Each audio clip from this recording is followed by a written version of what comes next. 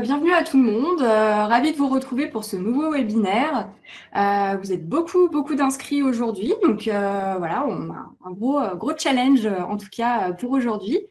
Moi, je suis Christine Pugin, je suis responsable commerciale dans la société Sphinx, et donc je serai accompagnée aujourd'hui de Aurore Bonnet, qui est chargée d'études senior à l'Institut d'études Sphinx depuis plus de 15 ans maintenant.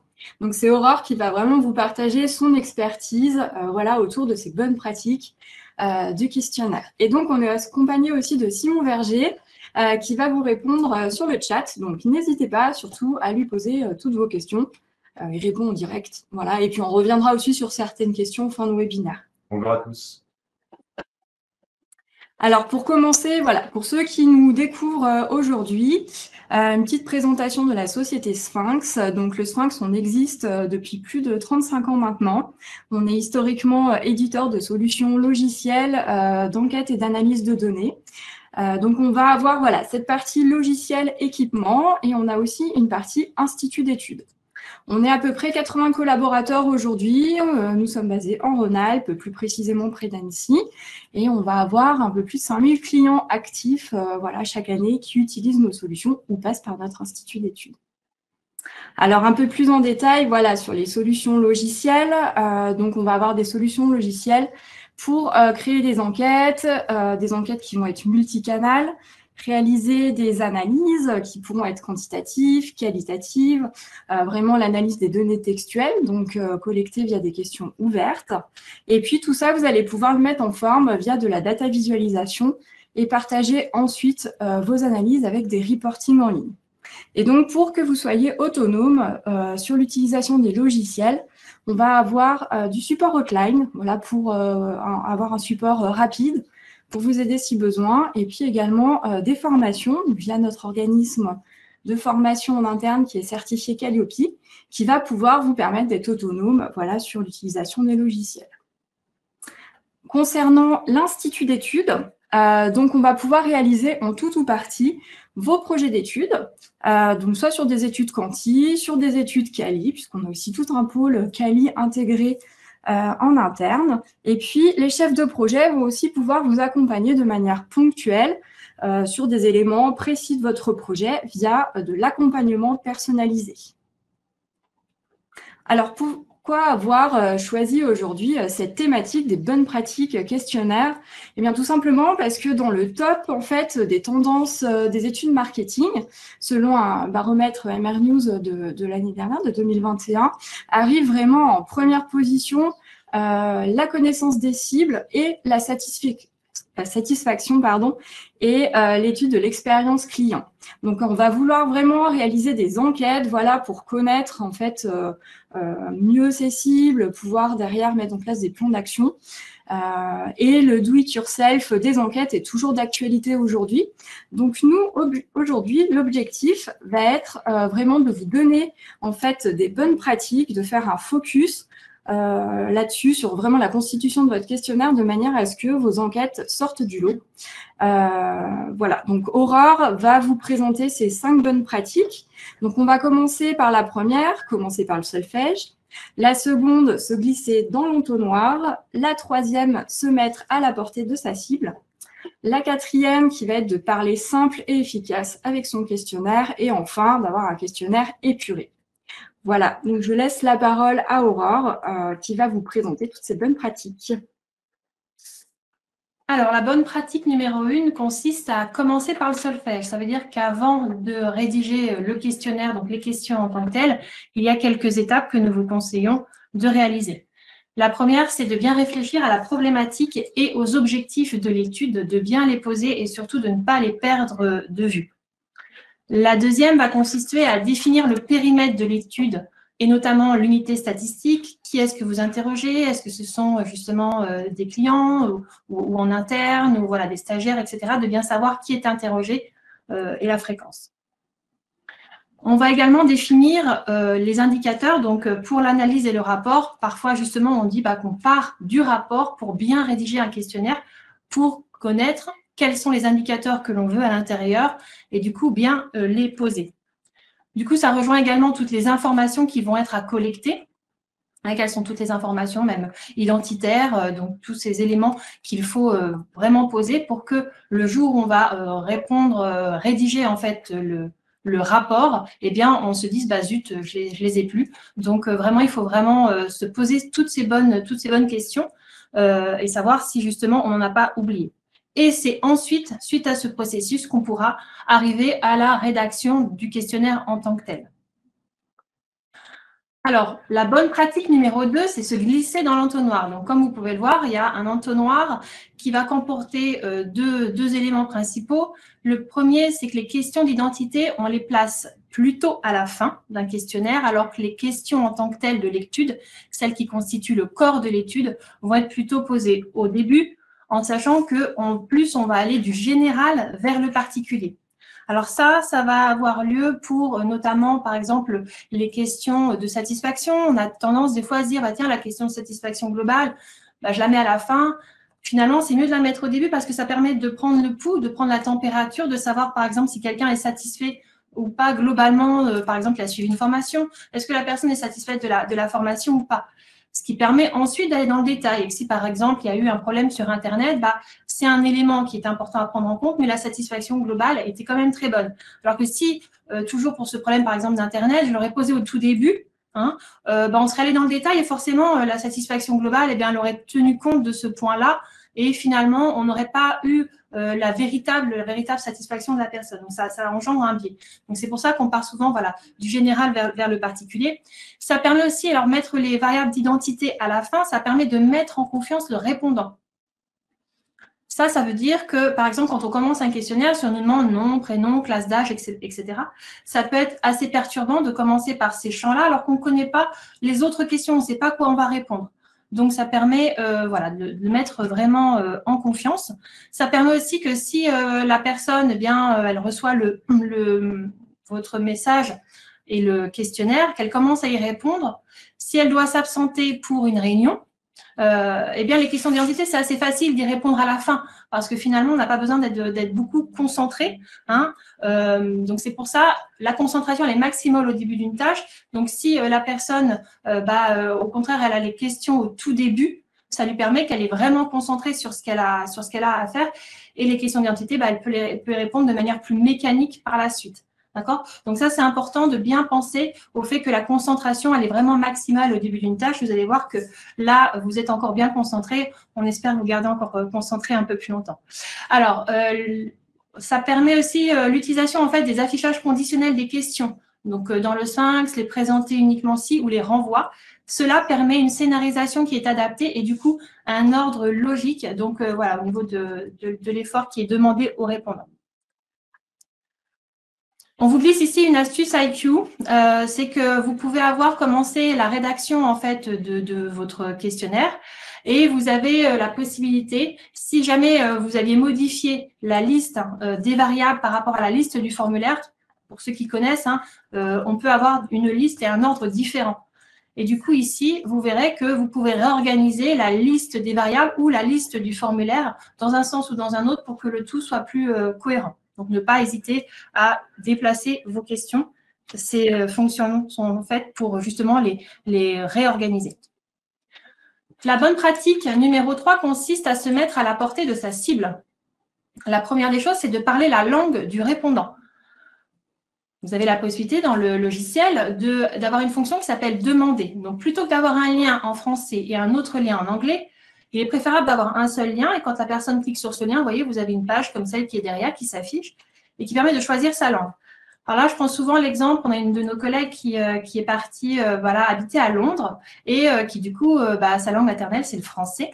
Donc, même si elle a une adresse anglaise au niveau du travail, qu'elle reçoit un questionnaire, elle apprécierait peut-être, et ce serait peut-être d'ailleurs plus facile pour elle, de répondre en français. Donc, il ne faut pas forcément dire, aux Français, j'envoie le français, aux Anglais, j'envoie l'anglais. Cette fonctionnalité-là, en fait, est très appréciée par les répondants. Il faut adapter la rédaction à sa culture. Alors, il faut savoir que notre culture actuellement fait que tout ce qui va vers le progrès va soit vers la droite, soit vers le haut. Que ce soit des températures, que ce soit l'écriture, que ce soit tous les visuels, en fait, sont faits sous ce format-là. D'ailleurs, naturellement, on a une échelle entre 0 et 10. On va placer le 0 à gauche et le 10 à droite. Donc, c'est vrai que sur le type d'échelle qui est présenté là à l'écran, bah, c'est le même principe. En fait, on va plutôt mettre les pas du tout satisfaits et les tout à fait satisfaits à droite.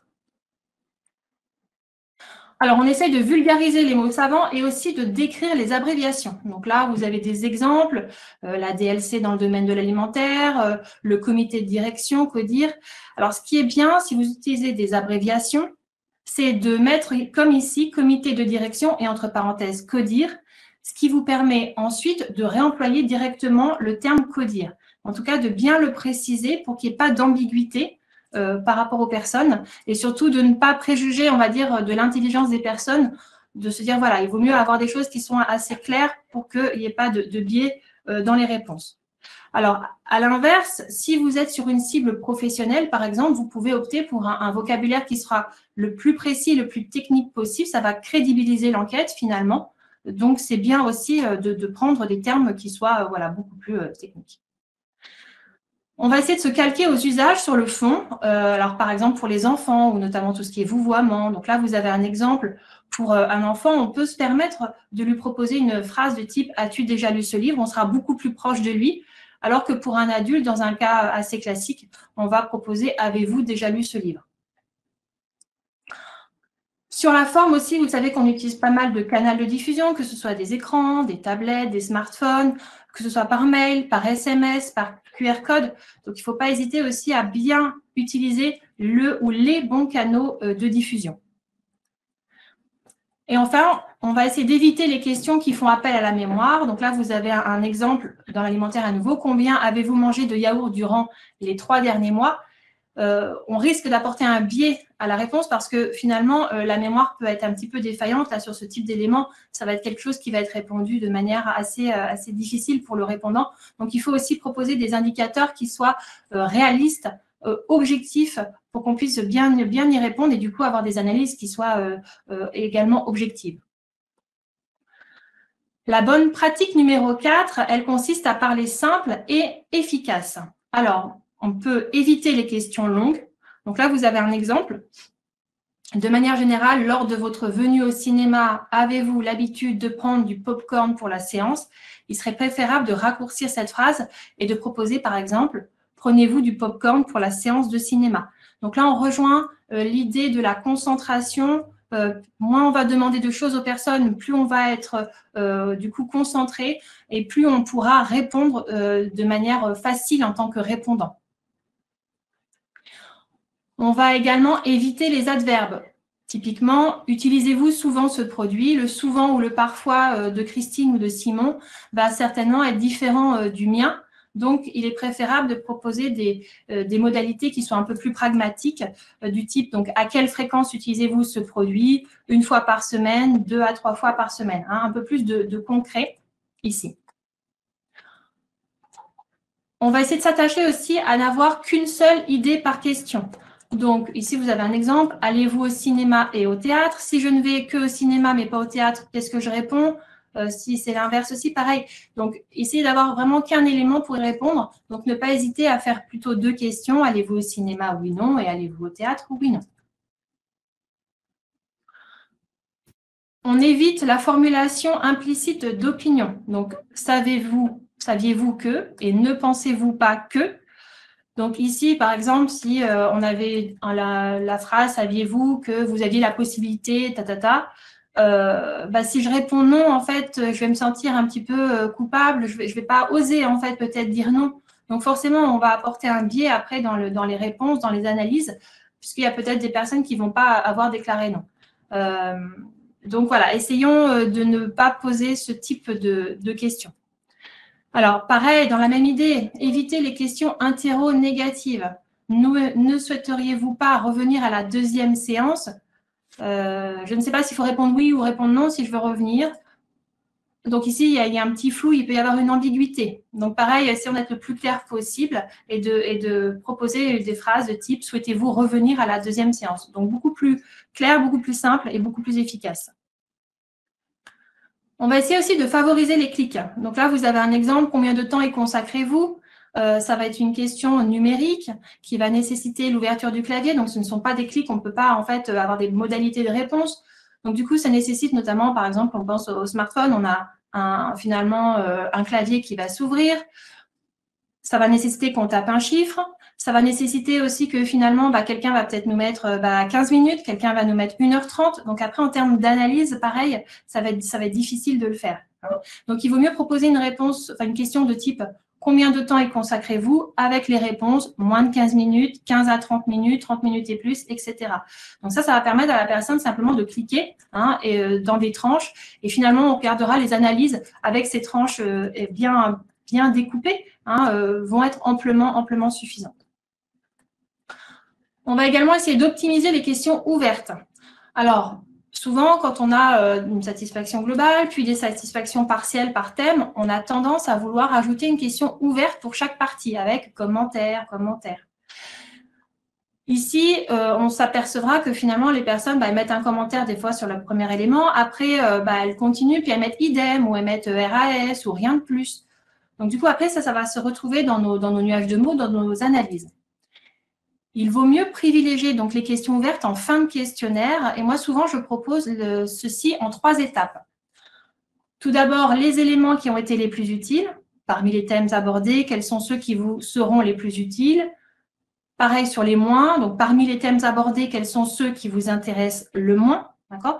Donc, ça va inciter les personnes un petit peu à parler, à se confier. On essaye d'orienter les plus utiles, les moins utiles, ou ceux qui intéressent le moins. Et puis, en plus, une dernière question qui va permettre de rattraper un peu tout ce qu'on aurait pu finalement oublier dans l'enquête pour que justement les personnes puissent s'exprimer librement. Et une fois justement qu'elles ont vu tout le questionnaire, c'est là qu'elles vont pouvoir nous dire il y a ci, il y a ça, etc. Donc voilà, donc avez-vous des remarques ou suggestions à nous faire partager, par exemple sur les thèmes abordés ou éventuellement tout autre thème. Donc, en bref, on pose des questions qui sont à la fois claires et qui sont concises, et cela va permettre de limiter les biais dans les questions. La bonne pratique numéro 5 consiste à épurer. Alors, le principe est le suivant, moins on envoie, plus on reste concentré. Donc, toujours cette concentration.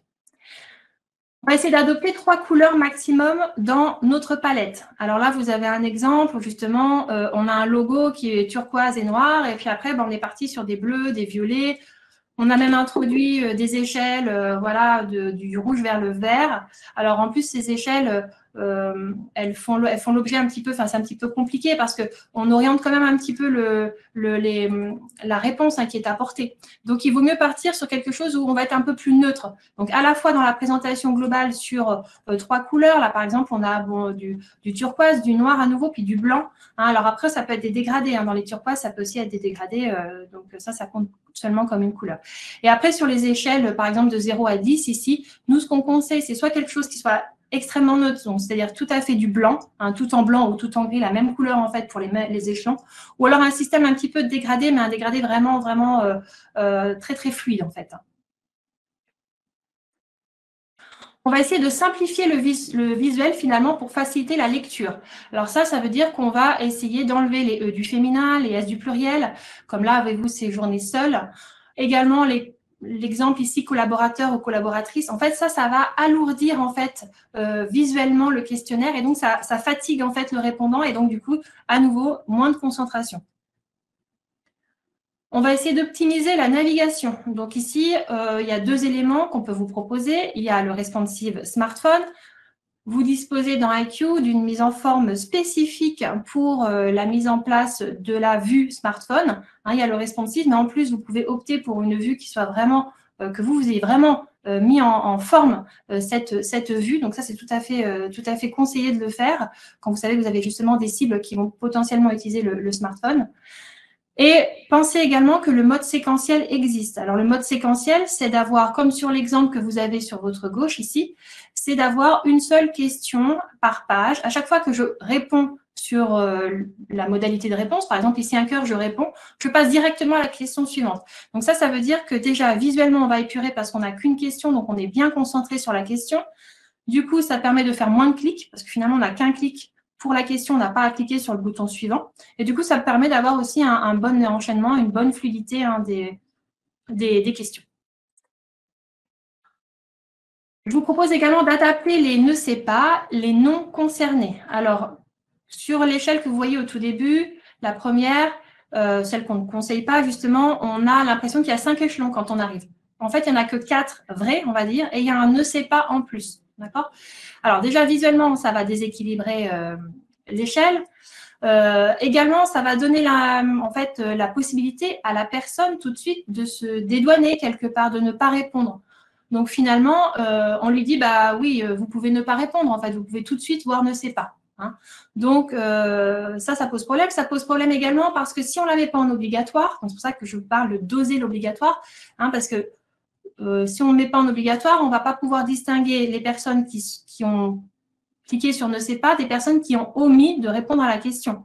Donc, du coup, on a tendance à mettre cette question en obligatoire et du coup, ça peut devenir assez lourd pour la personne, pour le répondant, de devoir à chaque fois répondre à toutes les questions. Donc, ce qu'on propose plutôt, c'est de la remplacer par la question du dessous avec uniquement 4 échelons qui sont assez équilibrés finalement, 4 positifs, enfin 2 positifs, 2 négatifs. Et ça permet qu'on ne met pas non plus le côté obligatoire. Comme ça, la personne, elle va être incitée à répondre. Et si vraiment elle ne peut pas y répondre, on clique sur suivant. Après, normalement, une question qui est bien posée, c'est dans le sens où elle a été présentée au répondant parce que la personne pouvait y répondre. Donc, sinon, il faut essayer de jouer justement avec les affichages conditionnels qu'on a vus en amont, hein, pour dire, voilà, le présenter uniquement si la personne a pu répondre finalement et rentrer en tout cas dans cette catégorie. On va essayer aussi d'intégrer des visuels en fait pour remplacer une présentation longue. Donc là, pareil, on épure un petit peu, mais en même temps, on aménage pour essayer de bien éclairer en fait notre question et nos modalités de réponse. Donc là, vous avez un bon exemple avec des pictogrammes. Enfin, on propose de ne pas numéroter les questions, toujours dans un esprit en fait d'allègement, de concentration, de ne pas perdre le répondant. Numéroter les questions, c'est bien pour vous repérer dans votre liste. Ça peut être bien aussi pour vous repérer aussi au niveau des analyses. Mais en fait, pour le répondant, finalement, ça n'apporte pas d'informations pour lui permettre de bien répondre à la question. Donc, il est conseillé de plutôt les retirer. Alors moi, je pars souvent du principe, pour terminer, pour vous dire que finalement, un questionnaire qui est bien construit, finalement, c'est un questionnaire que l'on peut réciter les yeux fermés. En gros, c'est de savoir que dans les grandes lignes, vous savez à peu près quelles sont vos parties, comment elles sont à peu près constituées, quels sont les enchaînements. Et c'est là que vous allez vous rendre compte que finalement, si vous-même, vous avez un petit peu de mal à vous y repérer, c'est que le répondant, lui aussi, peut avoir du mal à trouver une certaine logique et du coup peut être perturbé par un questionnaire qui serait mal construit, qui ne serait pas suffisamment fluide. Voilà, donc Aurore vous a présenté toutes ces bonnes pratiques. Alors, l'expertise d'un chargé d'études comme elle va être un ensemble de conseils dont vous pouvez bénéficier via l'accompagnement. Donc, l'accompagnement va être vraiment de l'accompagnement personnalisé sur rendez-vous avec un chargé d'études et vous allez pouvoir comme ça voir soit des points en effet de méthodo dans la construction de votre questionnaire, sur le fond, sur la forme, ou ça peut être également des points techniques dans la mise en place de certains éléments. Et donc, voilà, aussi côté institut d'études, si vous avez besoin, on peut vous mettre en place en tout ou partie, en tout cas, vos projets d'études via les prestations d'études, que ce soit du Quanti ou du Cali. Alors, pour terminer, voilà un bref aperçu des événements à venir Sphinx. Donc, actuellement, nous participons au 38e congrès international de l'Association française du marketing qui se déroule à Tunis. Et donc, nous animons une conférence sur l'alliance de la statistique, de la data et de la data visualisation. Du 31 mai au 3 juin aura lieu à Annecy la 31e conférence de l'Association internationale de management stratégique. Donc là, on va être plus orienté recherche. Et Sphinx va animer un atelier sur la thématique du Quanti-Cali au Big Cali, nouvelle approche et application pour la recherche. Et enfin, donc dans les événements voilà, proches, le jeudi 9 juin aura lieu à Paris une matinée Sphinx, donc qui va être spéciale éducation, avec un focus sur les enquêtes d'insertion professionnelle. Donc voilà, si vous souhaitez y participer, n'hésitez pas à nous contacter. Voilà, pour vous inscrire. Donc c'est à Paris le 9 juin, donc de 9h à 12h30. Voilà, donc on va répondre à quelques-unes de vos questions qui ont été posées sur le chat. Alors, petite précision, vous allez recevoir, suite à ce webinaire, le replay, bien entendu. Donc, pour ceux qui n'ont pas pu suivre le webinaire en entier, en tout cas, vous recevez le replay, que vous allez pouvoir visionner quand vous aurez le temps. Et pour tous les autres, si vous voulez revoir, en tout cas, ce webinaire, vous allez recevoir le replay voilà, dans la matinée. Bonjour à tous. Donc, on va répondre à quelques questions. On pourra répondre à toutes les questions qui ont été posées suite à ce webinaire également, mais je vais en sélectionner quelques-unes pour que Aurore et Christine y répondent. Donc, on a une question de Jules. Donc, vous avez dit qu'un questionnaire doit être court, mais quelle est la durée idéale d'un questionnaire? Alors, c'est une question très juste. Définir en fait un temps idéal, ça n'est pas, enfin, c'est pas possible en tant que tel finalement. On se rend compte que ça dépend beaucoup de l'enquête. L'idéal, forcément, c'est de faire toujours un questionnaire le plus court possible. Ça dépend si, par exemple, il y a des incentives qui sont proposés. Ça dépend si c'est une cible qui est bien sensibilisée, si c'est de l'interne. Après, on est sur des questionnaires aussi maintenant qui sont finalement très très court, on est sur de la réactivité. Donc, on avait tendance à dire ne pas dépasser les 15 minutes. Après, si c'est des questionnaires, par exemple, de satisfaction suite à la réception d'un produit ou une livraison, des choses comme ça, il faut que les questionnaires soient beaucoup plus courts. Donc ça va vraiment dépendre à la fois de votre cible, ça va dépendre aussi de toute manière aussi du format que vous allez pouvoir choisir. Donc ici, il n'y a pas véritablement de temps idéal pour le faire. Après, ce qu'il faut faire attention dans les questionnaires, c'est pas faire ce qu'on appelle un petit peu nous des usines à gaz, c'est-à-dire si vous voulez, vous avez par exemple une société qui va prendre le service marketing et puis après il y a le service développement, etc. Tout le monde va vouloir apporter un petit peu ses questions. Donc il faut faire attention à pas faire un questionnaire tout en un, donc plutôt faire une ou deux études différentes pour que justement le questionnaire soit plus court, plus efficace et que on ait vraiment des réponses précises sur un sujet, pas mélanger trop de sujets non plus. Donc ça va. Si vous vous rendez compte qu'il est trop long votre questionnaire, ça peut être une idée de dire voilà, on le scinde. Il y a d'autres questions, Simon? Concernant les échelles de satisfaction, qu'est-ce que vous conseillez pour le choix du nombre d'échelons? Ah oui, alors les échelons, on en a parlé un petit peu tout à l'heure, c'est une très bonne question aussi. Finalement, vous allez avoir, moi je propose souvent deux types de questions. Alors, soit on est sur un système où on est sur un questionnaire qui ne va pas être forcément un questionnaire barométrique, c'est-à-dire qui va être posé one shot, qui va être proposé juste une seule fois. On va plutôt proposer 4 échelons, un peu comme tout à l'heure, du pas du tout, plutôt non, plutôt oui, tout à fait. J'enlève volontairement la modalité moyenne. Cette modalité moyenne, elle est souvent proposée pour des études RH ou de recherche, à l'université, pour savoir un petit peu comment les personnes se positionnent. Et on peut se permettre de mettre une modalité médiane pour voir comment l'humain réagit. Mais sinon, nous, on est souvent sur des cas qui sont très concrets. Et le but du jeu, c'est de se dire, on a envie qu'il se positionne. Donc forcément, on ne va pas mettre du oui-non, ça va être trop court. On va justement proposer 4 échelons avec 2 négatifs et 2 positifs. Donc comme ça permet à la personne déjà de savoir de quel côté elle est et puis après, à l'intérieur, de pouvoir nuancer sa réponse.